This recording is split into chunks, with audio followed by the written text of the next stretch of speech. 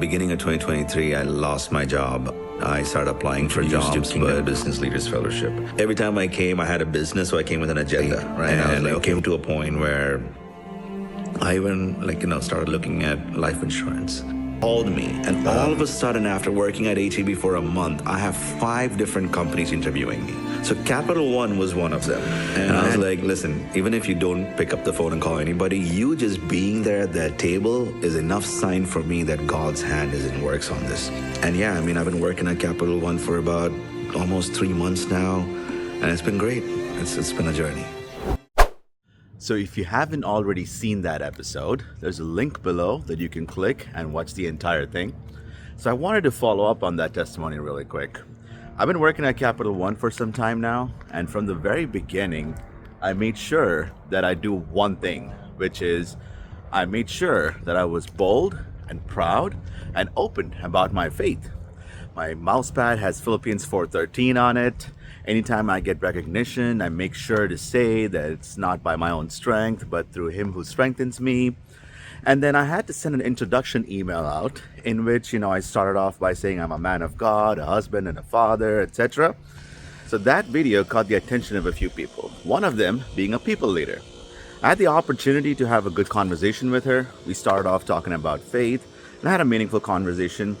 Now, I believe the very fact that I was open and bold about my faith in that introduction email is the reason why I was able to have a meaningful conversation with her.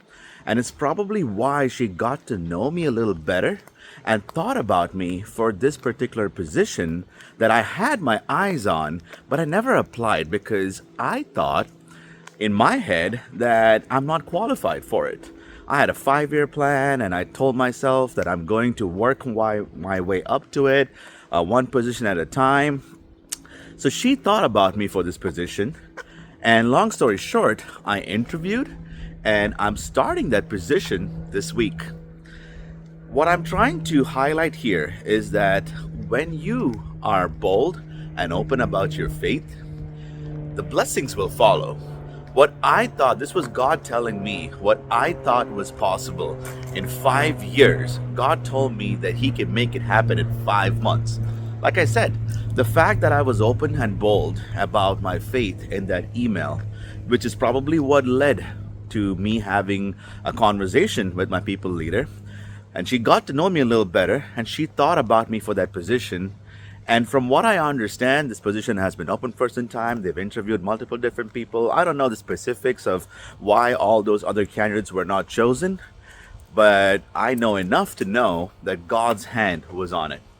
There was a purpose, there was a reason why none of those candidates worked out, whatever reason it might be, because God had ordained that position for me.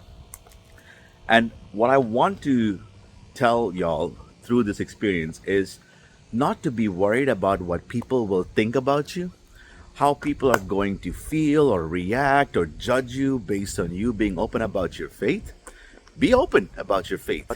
There's nothing to be worried about, nothing to fear. If you can be proud about your faith in God at your workplace, I guarantee you, just like He did for me, you will start seeing changes happen. It might be in 3 weeks, 3 months, or 3 years, I don't know. But God has a plan for you, and He's waiting for you to make that first move. So here's the hard truth. Are you stuck in a place where you find yourself praying and asking God to change a certain situation or praying for certain type of blessings, but what are you doing other than just asking Him for things? Are you walking in the path that He has shown you? Are you living a life that is pleasing to Him? If not, are you surprised that your prayers are not being answered, or they're being delayed, or what you thought would happen is not happening? You shouldn't be surprised. Because if you are living a life that's not pleasing to God, tell me again why He needs to change things around for you or give you blessings. Is your faith in Him, or is your praise to Him contingent on Him delivering something to you? Or is His blessings contingent on how you live your life? Think about that.